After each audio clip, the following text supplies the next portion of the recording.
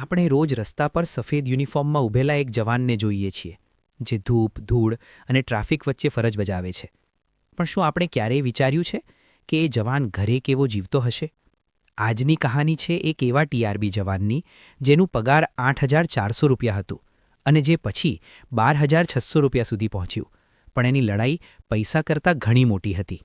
સવારે 5 વાગ્યા છે. રસ્તા હજુ પૂરેપૂરા જાગ્યા નથી અને સુરેશ પોતાની સફેદ યુનિફોર્મ પહેરી રહ્યો છે. સુરેશ એક ટીઆરબી ટ્રાફિક બ્રિગેડ જવાન છે.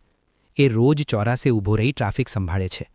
ધૂપ, વરસાદ, ધુમાડો બધું સહે છે અને લોકોની ગાળ પણ સાંભળે છે.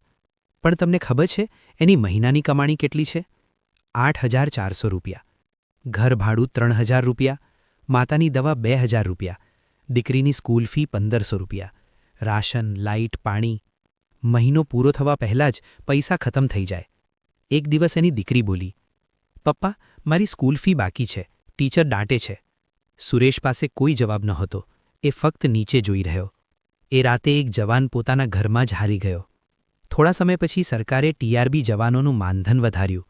હવે સુરેશનો પગાર થયો ₹12,600 પ્રતિ મહિનો.